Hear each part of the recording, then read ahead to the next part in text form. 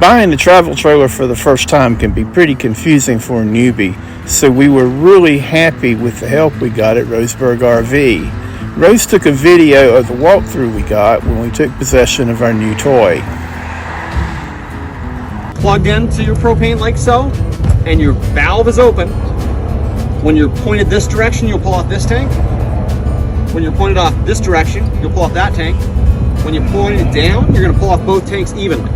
So the negative of that is, if you don't know how much propane you're using, and it's 11 o'clock at night, and both tanks run out of propane, you're gonna be cold that night. So we always recommend when you're learning, start out one tank, and when you run out, switch it over to the other, and you know you have about the same amount of time before you need to get more propane. Once you use it a couple times, you'll know. But different trips will use different propane. We use a lot more propane hunting than we do fishing. Fishing, we don't use any propane. Hunting, we use a ton. So just different setups. Your propane can power things like your fridge, your furnace, your stove, things of that nature, with the help of your battery, which is gonna run all the circuits and the switches and stuff like that. It can't power things like, those two things can't power things like your AC, they can't power your microwave, things of that nature. And those are gonna be powered solely by your plug-in. When you are plugged in, not only is that plug-in power gonna take over for the fridge, for the microwave, for any appliances that are shared power, it's also gonna take over all the work for your battery, and it's gonna charge your battery just like your car's alternator charges your car battery. Full service plug on a truck. There's a hot wire that runs, and it's gonna automatically charge your battery as well, and it's gonna use your alternator to regulate. So it's the same idea. So, while we're on charging, this is a Zamp solar panel that we sell. This is a portable unit that comes with a case, has a solar controller.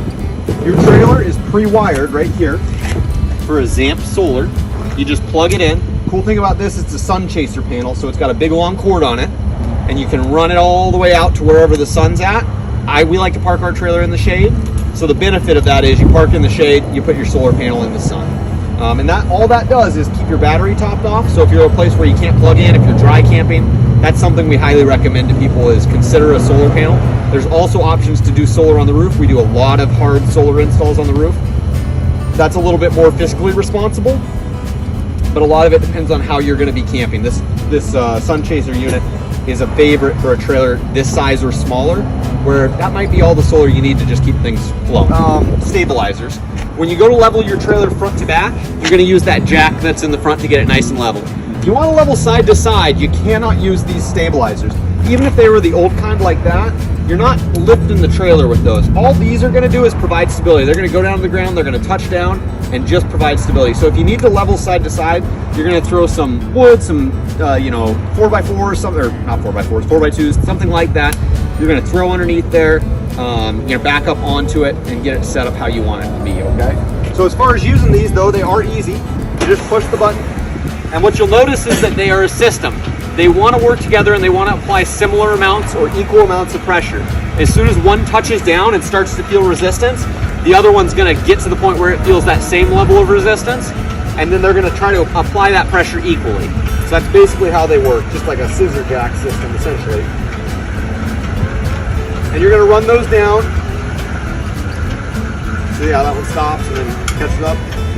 And you're just going to run until you get a little bit, just about a half turn, more, starts to get stable, and that's just going to keep you from feeling that sway while you're in your trailer. When you're ready to retract, you just run them back up. Pretty simple, pretty straightforward. You have another set on the back.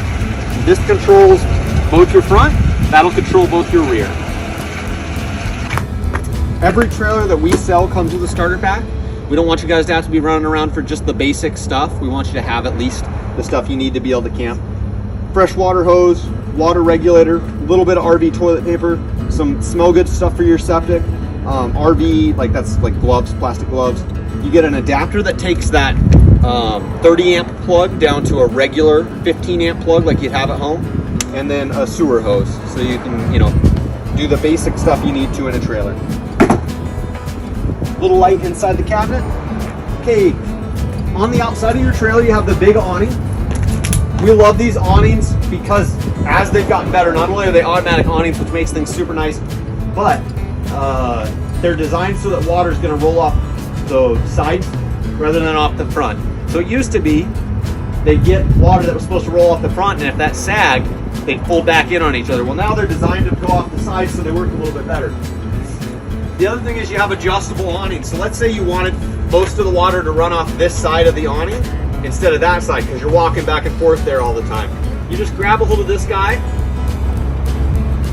Oh, sorry. Do it like so. And you can put an angle in your awning just like that. Just as easy as pulling down. You can do the same on the other side. And that allows you to control which way water is going to flow on your awning. Super, super nice, simple feature.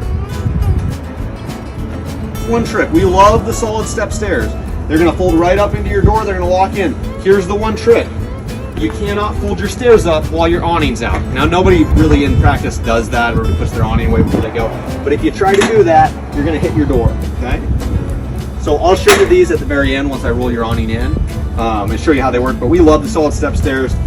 They're just nice and solid. They're totally adjustable for different terrain, night and day from the old style. This right here, exterior outlets. If you wanted to put a TV out here or run any kind of electrical thing, only going to work when you're plugged in.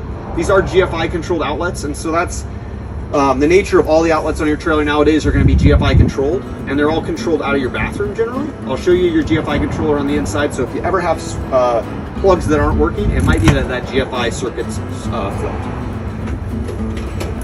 This is your hot water heater. It is going to be hot. So you have a dual hot water heater here, okay? You have a self-firing propane element, okay, that exhausts here. And that's controlled from inside. And then you have an electric element here. Now this has a dual control on it. It's got a cutoff switch. Out here there's a little switch and it says off or on. As long as that's on off, that electric element will not work, okay? Now if I turn it to on, that doesn't mean that the electric element is turning on. It just means that there's no cutoff. You still have to turn it on inside, okay? We always leave that off. The reason being, if you accidentally turn your electric hot water heater on when you don't have water in it, you'll burn that element up just like that, super, super quick. We don't want that to happen. The other way that you can make sure that your hot water heater is full and you're de-winterized, which we are, is you can just give this a little bit of a tap and you'll get water out of the top of it. I'll give you another one so you can see this. Okay, that's your overflow valve. You're gonna get water out of that naturally when you get up to max temperature when your hot water heater's at full temp. That's just releasing pressure, that's normal. But that's a good way to make sure that you have water at the top, or if you are winterizing, to make sure that all your water's drained out. These are your resets. I'll talk to you about when you might need to use those. You'll just push them both in at the same time if you ever need to reset your hot water heater. Okay, this furnace gets hot like a car exhaust. You touch it, you run into it, you block it with anything, it's gonna be a bad day, but thankfully they put it right on the back of your trailer so you won't have any problem. On the back here, you got a bolt-on spare tire. That's just 4 bolts right here. So if you do want to move it to one side or the other, you can do that. A lot of people will put a bolt-on, hitch receiver on the back, or they'll bolt on a bike rack or cargo management unit, something like that. So you have the freedom to be able to do that. You are pre-wired for a Voyager backup camera, but to be real with you, with the right adapter, you can run pretty much any backup camera you want.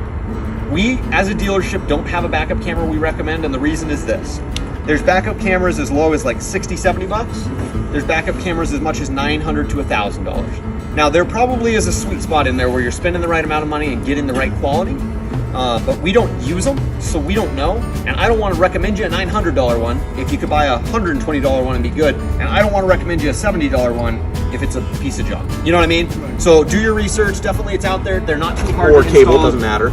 Just pops right in there. It comes out where your TV's at, and I'll show you guys that. So pretty simple.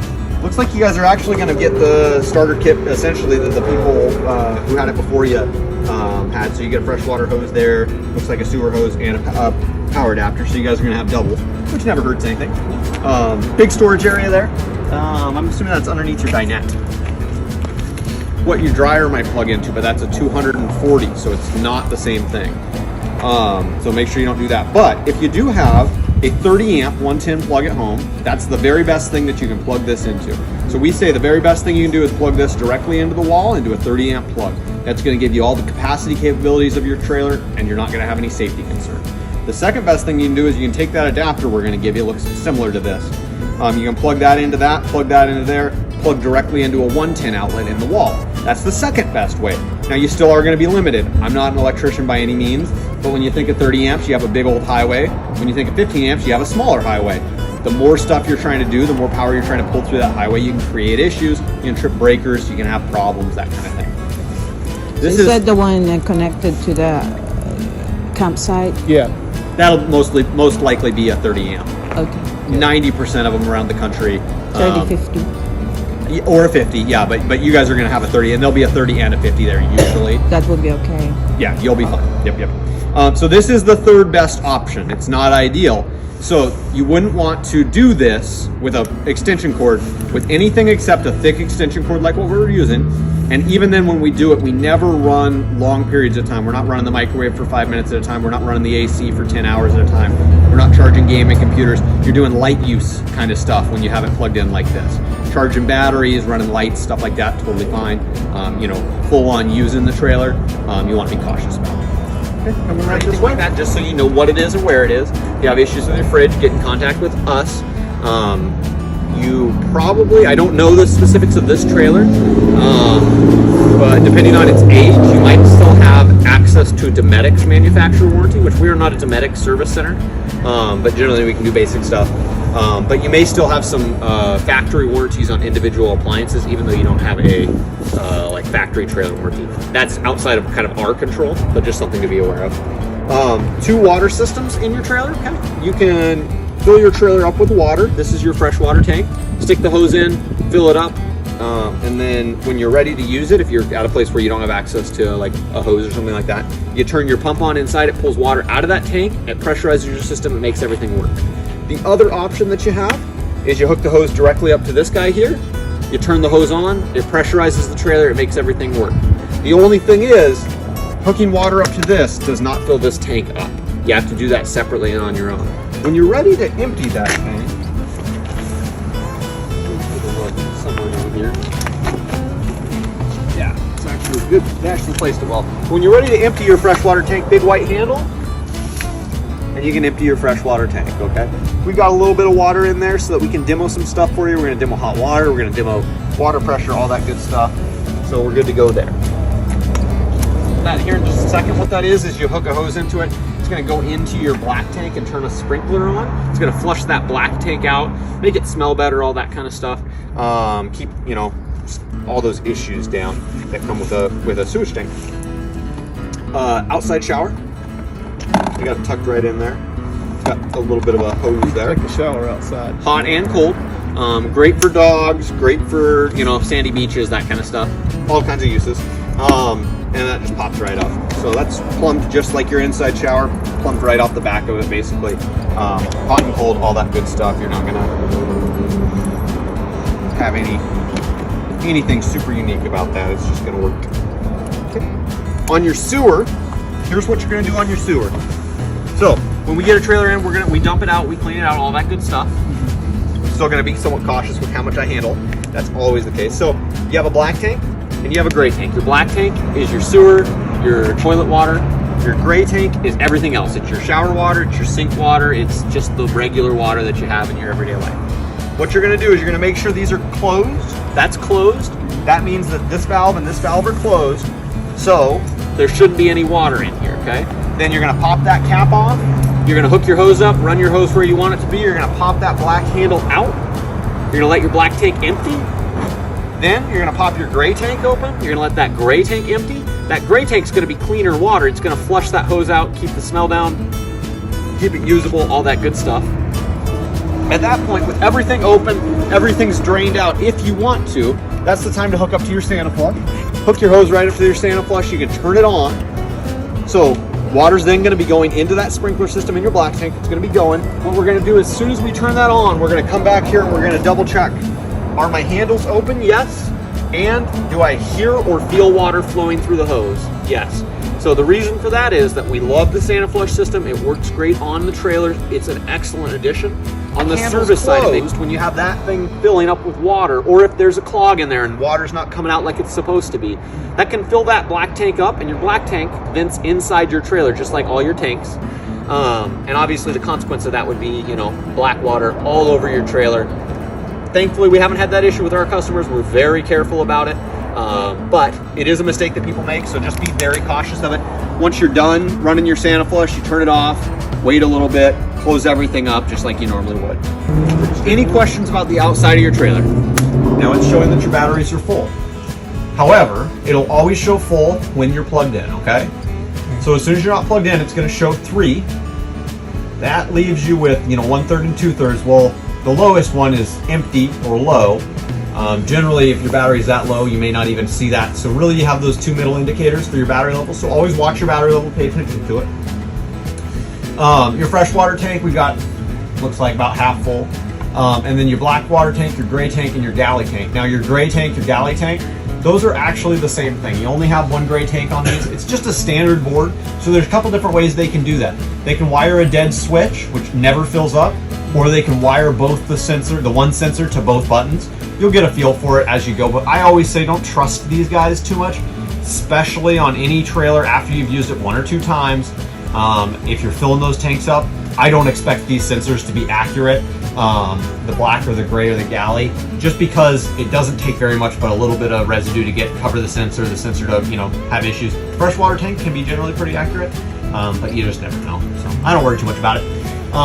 So your gas heater, your electric heater. If you want to turn your electric heater on, you just turn it on like that. But we know that disconnect switch is in the off position, right? This is for the hot water heater. For the hot water heater, yep. So we know that disconnect switch is in the off position. So we know that even though we think the electric heater's on, it's not, okay? So you gotta have that in that position. Then your gas water heater, when you turn it on for the first time, you're gonna flip it on. We're already up at temperature, everything's good. But normally, if it's gonna try to fire, you push that on and this DSI fault light will come on bright red, okay? Then what'll happen is that DSI fault light will blink out and you'll hear the water heater attempt to light. It'll go through a cycle. It'll go click, click, click, click, click, click, click, click, click, click. If it successfully lights, you'll hear a whoosh sound, okay? And then that DSI fault light will stay off, you'll have no problem.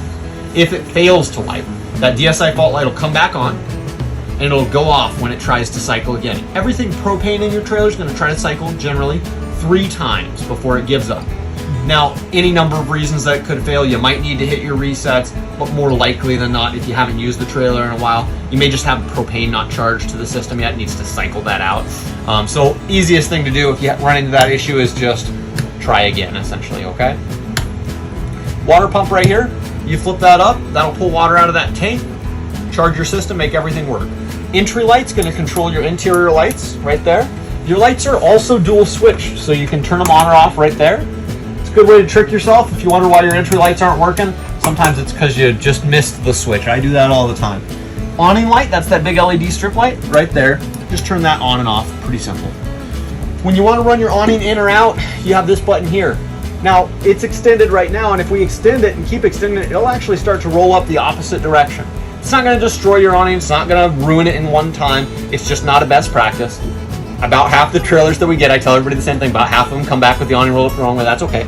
Just try to remember to roll it up the retract direction. That's going to give a nice smooth surface on the top, it's going to keep there from being a crevice for pine needles and sap and all kinds of stuff. And it's just the way it is designed to be used, so it's going to be better for the trailer in the long run.